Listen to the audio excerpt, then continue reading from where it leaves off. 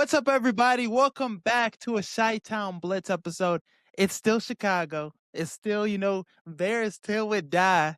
This has been the most magical season I've ever witnessed in my lifetime. 2018 was amazing. When have we ever seen a Bears quarterback go out there and throw two of the greatest passes in postseason history in back-to-back games? Two games, two greatest throws of postseason history. It was a fun run while it lasted, but we're going to break everything down for you. This Bears season, this Bears playoff game, and just everything that's been going on.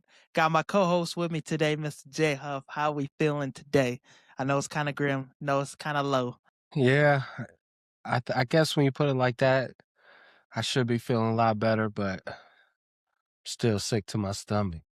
If you think about it, bro, out of all this shit, I mean, we could be like the Buffalo Bills. They was crying in the locker room, bro. Like they ain't never gonna get back. You know what I mean?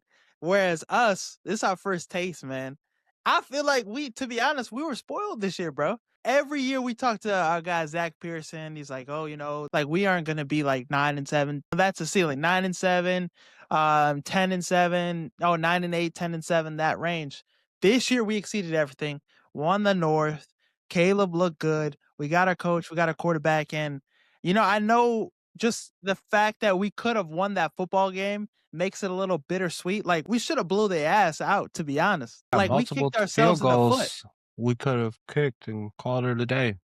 I know. I even seen people say like, "Hey, maybe we should have went for 2 after Caleb threw that touchdown instead of." But it is football, man. It could go either way. It's a game of inches. Like you never know what's gonna happen, and I told Jocelyn before the game, I'm kind of like being optimistic about this shit. I told her like, whatever happens, I'm gonna be happy because we just beat the Packers the week before. We beat them in amazing fashion. Caleb Williams got his first playoff win in his first playoff game ever. So this season's already exceeded expectations for me. Anything else that happens is cherry on the top. But going out there and having a shot to win against the Rams, Sean McVay, I don't know if you've seen it because you were at the game. Sean McVay looked like he saw a ghost after Caleb Williams threw that touchdown pass. Like he could not believe what just happened. Now I have to send it to you, but I I'm just like, remember cheering loud as fuck. Not really sure what was happening at the time. Or as I look back. Dude, it's just like it was an unforgettable moment. Now, obviously, a lot of game happened after that moment, but if you just look at that moment, that's one of the best Bears plays of all time, and I think we've been saying that about Caleb all season long. Overtime throw to DJ Moore, the touchdown pass to DJ Moore in the wild card, and now that moment, Caleb Williams scrambling through the ball. The ball had an air yardage of 51 yards, and in the end zone, it was 4th and 4 at the goal line. I know he sprinted backwards and like literally they had closed fast as fuck on him and he still was able to get the ball off and launch it like that. That It's shit was just crazy. And whatchamacallit, I seen somebody tweet out, this is Michael Jordan personified, bro. He's going to be making plays like this for the rest of his career. And I think that's what makes this a little okay. We lost in the divisional round. I think we lost to a team that's going to win the Super Bowl, how good the Rams are. And losing to a team like that, I can handle. But seeing Caleb Williams be able to do this, he's going to get more opportunities at this. This isn't the end of the road. This is just the beginning for us. So what are some of your thoughts and takeaways on this game against the Rams? Just some key takeaways you have, some thoughts after this game. Man, I think, some of the key takeaways is just I didn't like we were aggressive on 4th down the entire game, but when it came down to a wild throw, you have everybody discombobulated. Yeah, that would have been a time Why to get not that pull shit. out a 2-point play? And I also think that we thought we were going to throw the ball around all over the field, but in reality, this wasn't really the weather to do it. And you've seen 3 picks. You know what I mean? Yeah. We could have easily, A lot of even though we didn't make the miscommunication. decision not to go for 2, our defense got to stop. in overtime, and we were driving, and you know On that play, yeah, we went for it decided not all. to. Yeah, we went for it all basically. When it's like, bro, it's We had the time, weather yeah. is shitty. Neither offense is being explosive. Like let's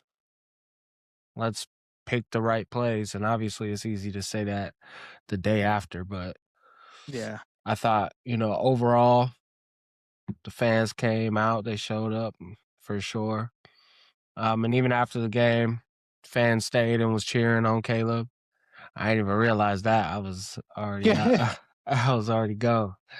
But I think it stings to your point earlier because it's like we had multiple opportunities to win this game We could have and weren't won able this game, yeah. to capitalize on it.